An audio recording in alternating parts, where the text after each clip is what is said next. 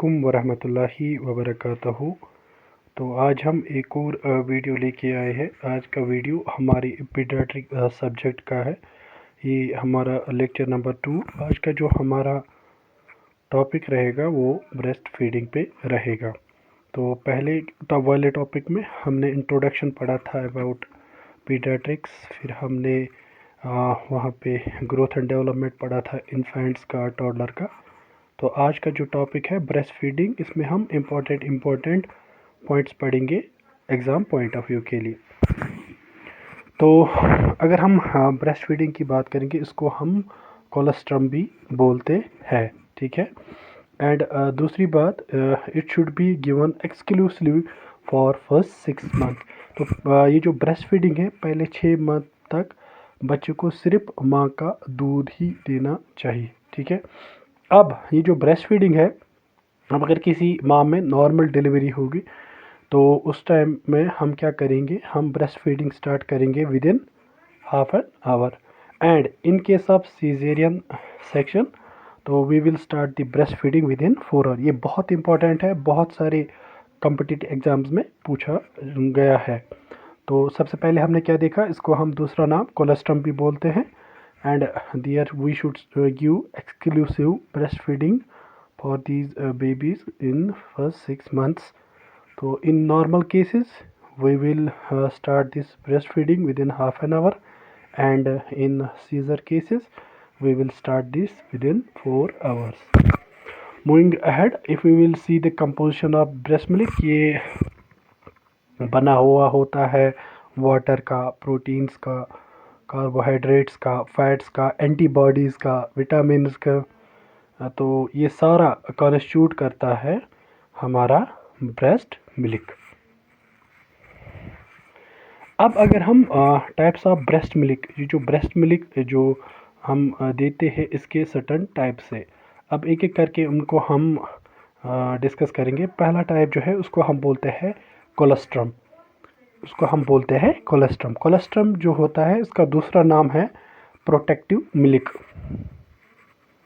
इसको हम दूसरा नाम बोलते हैं प्रोटेक्टिव मिल्क। ये येलो एंड थिक होता है, ठीक है।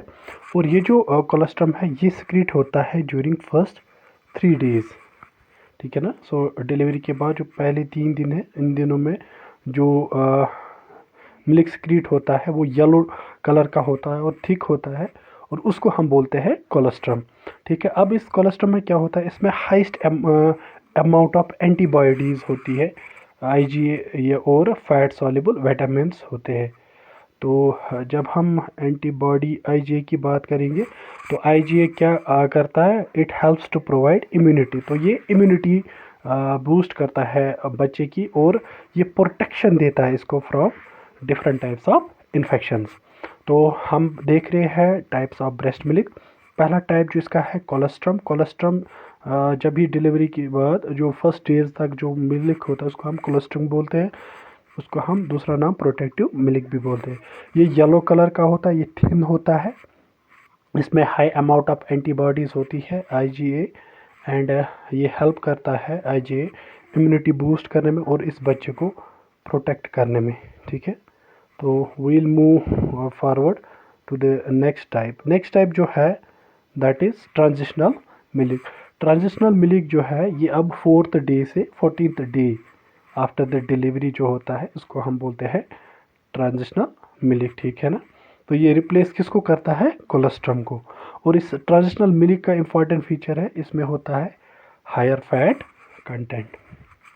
नेक्स्ट, हाँ, ये जो ब्रेस्ट फीडिंग है, इसको प्रमोट करने के लिए एक इनिशिएटिव लॉन्च किया गया। इस इनिशिएटिव का नाम है बेबी फ्रेंडली हॉस्पिटल इनिशिएटिव। तो baby friendly hospital initiative BFHI ये लॉन्च किया गया to promote this breast feeding world wide. अब हम इसके बारे में थोड़ा सा साथ में देखेंगे। ये जो बेबी फ्रेंडली हॉस्पिटल इनिशिएटिव है, इसको यूनिसेफ और WHO ने लॉन्च किया कब, 1991 में। तो 1991 में ये लॉन्च हुआ, ठीक है। और इसका मेन मकसद क्या है, हमें प्रमोट करना है ब्रेस्ट फीडिंग को वर्ल्ड वाइड, ठीक है ना। और इसे हम मोटिवेट करते हैं, ठीक है, मदर्स को और न्यू बॉर्न्स को, ताकि वो जो फैसिलिटीज़ देते हैं like maternal and new born service in hospitals को, ये जो फैसिलिटीज़ होती है usually under this baby friendly hospital initiative, हम मोटिवेट करते हैं फैसिलिटीज़ को उन हॉस्पिटल्स को जो प्रोवाइड करते हैं MCH service, maternal and child health service, to implement उनको हम जो मोटिवेट करते हैं regarding 10 steps to successful breast feeding. तो इसमें हम 10 स्टेप्स इम्प्लीमेंटेशन पे हम ज़्यादा फोकस करते हैं। वो 10 स्टेप्स क्या है वो मैं थोड़ा सा आपको अभी बताऊंगा। तो ये हम इसमें करते हैं। तो हिंदुस्तान में ये लॉन्च हुआ मिड 90, इसमें 93 में ये लॉन्च हुआ। तो ठीक है, तो बेबी फ्रेंडली हॉस्पिटल इनिशिएटिव की अगर हम बात करेंगे, ये लॉन्च किया गया यूनिसेफ एंड WHO ने 1991 में। इसका मेन एम है हम प्रमोट करेंगे ब्रेस्ट फीडिंग को वर्ल्ड वाइड। और one more aim is to motivate facilities और those hospitals which are providing maternal and new born service, उनको हम किस पे मोटिवेट करेंगे, to implement 10 steps to successful breast feeding. ठीक है, अब हम आगे बढ़ेंगे। अब हम देखेंगे 10 steps to successful breast feeding, like कि हर एक हॉस्पिटल को रिटन पॉलिसी होनी चाहिए ब्रेस्ट फीडिंग की, ठीक है ना। तो we should train all the health care staffs in skill necessary to implement the policies. We should inform all pregnant women about benefits and management of breastfeeding in the hospital. Help mothers initiating breastfeeding within half an hour. ठीक है, show mothers how to breastfeed, how to maintain lactation, even they should be separate from the infants. तो ये पहले 5 step है। इसमें ये यही बता रहे हैं हॉस्पिटल को एक ब्रेस्ट फीडिंग पॉलिसी होनी चाहिए और उनके स्टाफ को पता होना चाहिए, उनके पास स्किल होना चाहिए कि हम कैसे इस पॉलिसी को कैरी आउट करें। And we should also inform the pregnant womens about the advantage of breast feeding. ठीक है, और हम इनको इनक्रेज करना चाहिए ब्रेस्ट फीडिंग स्टार्ट करने में, एज़ पर जैसे अगर नॉर्मल हुआ तो जो मैंने आपको बताया एंड सीज़र का कितना टाइम है वो मैंने आपको बताया। And we should also demonstrate them how to feed, हम कैसे इन बच्चों को फीड कर सकते हैं, ये मैं आपको वीडियो के आगे आगे बताऊंगा। पोजीशनिंग, तो वो इनके बारे में हम इनको बताते हैं। मूविंग टू द नेक्स्ट 5, तो give new born infant no food और drink other than breast milk unless medically indicated.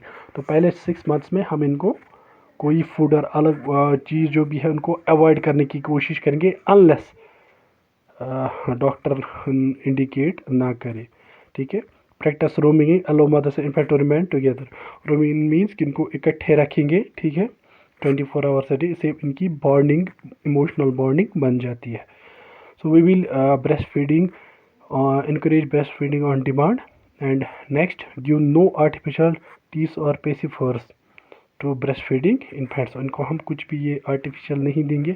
And last one is the foster the establishment of breastfeeding support group and refer mothers to them on discharge from hospital or clinic. तो ये थे 10 basic steps in successful breastfeeding. ये initiative है under baby friendly hospital का, ठीक है। उसके बाद हम आगे बढ़ेंगे। तो 2 टाइप्स अभी तक हमने पढ़ लिए, so we should remember this. तो पहला जो हमने पढ़ा कोलेस्ट्रम, दूसरा हमने पढ़ा transitional. Now we will move to the third type of breast milk, that is 4 milk. ठीक है, 4 मिल्क वो होता है जो बेबी ड्रिंक करता है at the beginning of the feeding. ठीक है, अब इसमें क्या होता है, इसमें हाई अमाउंट ऑफ प्रोटीन होता है, शुगर होता है, विटामिन होता है, मिनरल होता है एंड वाटर होता है। एंड 4 मिल्क का एडवांटेज ये है कि ये बेबी की जो थर्स्ट है ना उसको थोड़ा सा सेटिस्फाई करता है। तो ये था हमारा third type. And fourth type is hind milk. ठीक है ना, हिंड मिल्क अवेलेबल होता है एट द एंड, 4 होता है at the start and hind is at the end of the milk. और इसमें क्या होता है, इसमें high amount of fat and energy होती है और हिंड मिल्क ही बच्चे की हंगर को सेटिस्फाई करता है। तो ये था एक और टाइप किसका, ब्रेस्ट मिल्क का। ठीक है, तो हमने 4 टाइप्स देख लिए। अब हम आगे बढ़ेंगे, what are the advantage of breast feeding.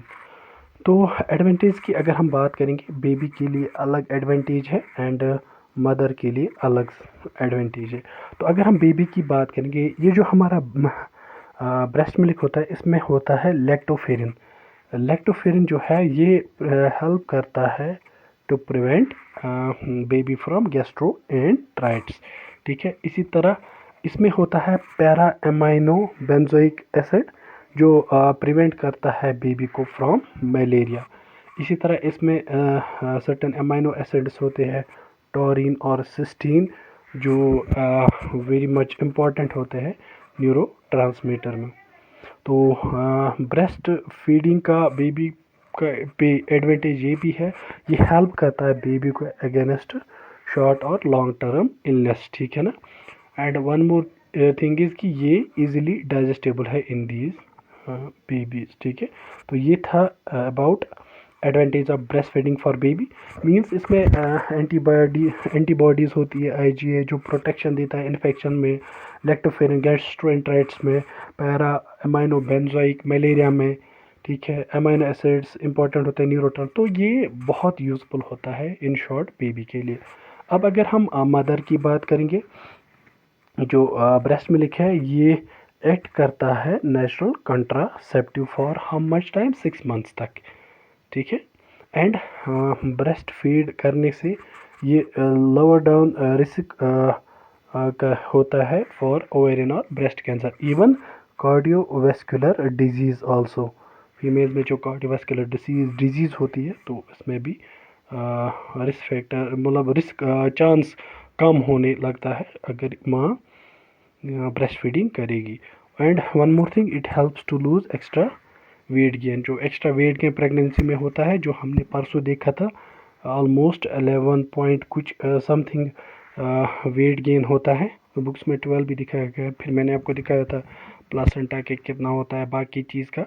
तो इससे ये हेल्प आउट करता है, ठीक है। One more thing for mother is it helps to promote emotional bonding, जो मैंने आपको अभी बताया, emotional bonding between baby and mother, इसमें ये हेल्प आउट करता है।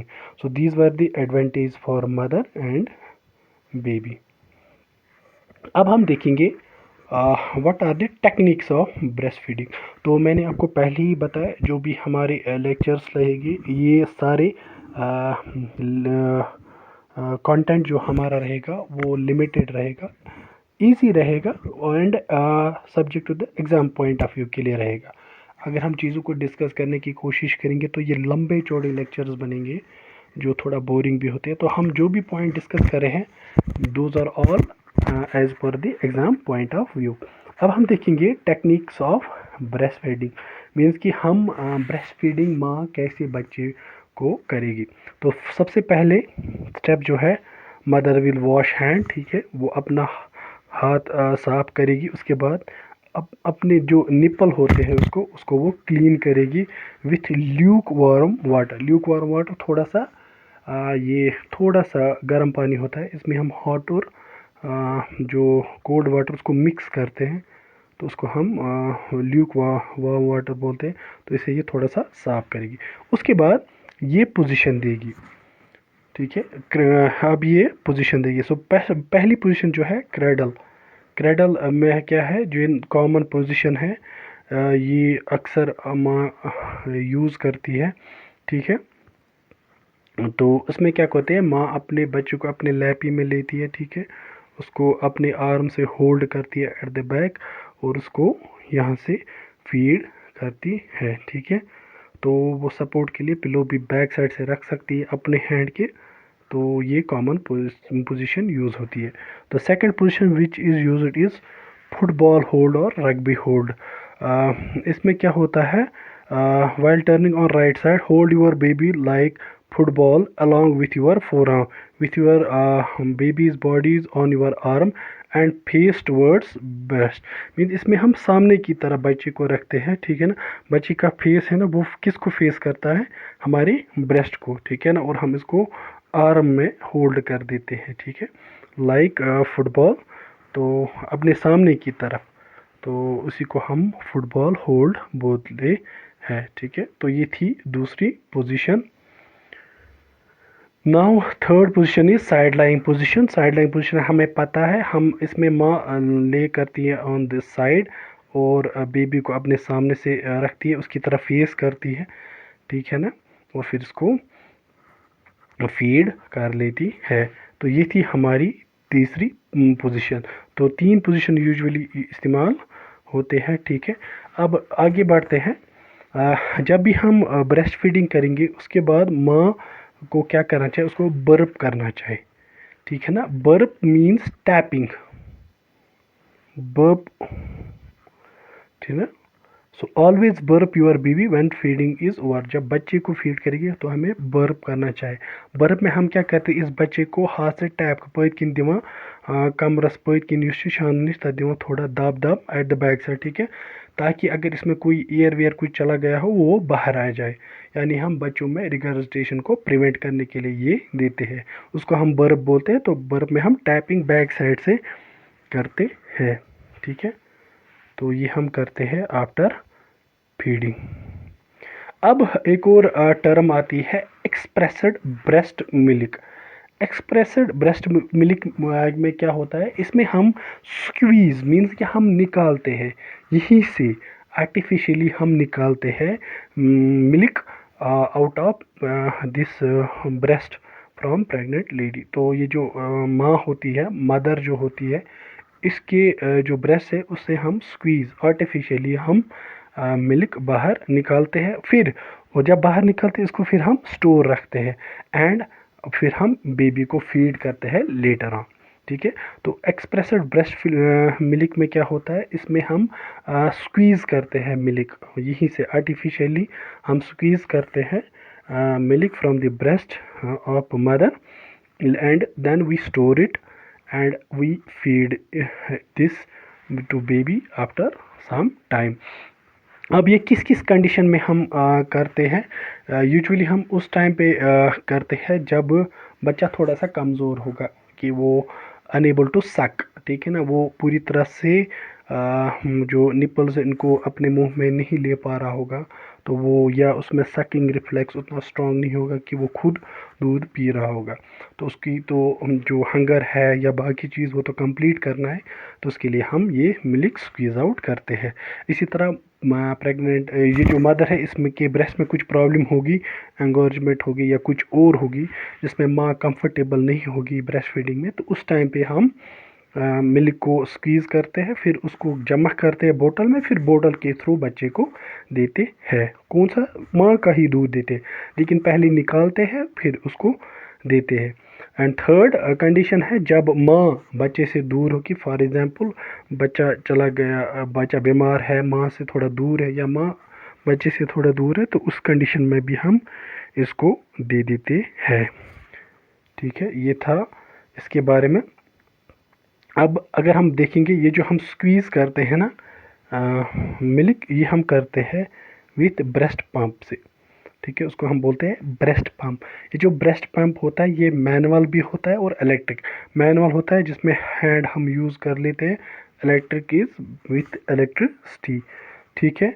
अब इसमें हम क्या करते हैं, जब ब्रेस्ट पंप हम रखते हैं ना बेबी के इसके निपल पे यहाँ पे, उससे उसके बाद हम मिल्क को स्क्वीज़ करते हैं, उसको स्टोर करते हैं, ठीक है ना, स्टोर करते हैं। वो यूजुअली प्लास्टिक कंटेनर होता है। अब हम स्टोर की बात करेंगे तो यहाँ पे एग्जाम पॉइंट ऑफ व्यू के लिए इंपॉर्टेंट पॉइंट्स है।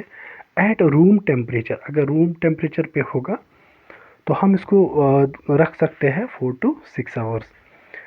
इसी तरह अगर रेफ्रिजरेटर में हम रखेंगे, हम रख सकते हैं इसको up to 5 to 7 days, but at 32 to 39 Fahrenheit पे।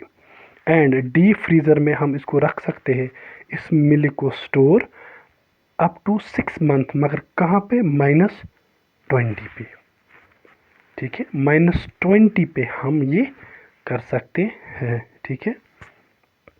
तो ये था आज का हमारा वीडियो जो लेक्चर 2 था अबाउट ब्रेस्ट फीडिंग। इसमें हमने देखा ब्रेस्ट फीडिंग क्या होती है, इसकी टेक्निक्स क्या होती है, इसकी कंपोजिशन क्या होती है, इसके एडवांटेज क्या होता है, और बेबी फ्रेंडली हॉस्पिटल इनिशिएटिव के बारे में हमने देखा। तो आई होप आज आपको हमारा वीडियो पसंद आया होगा।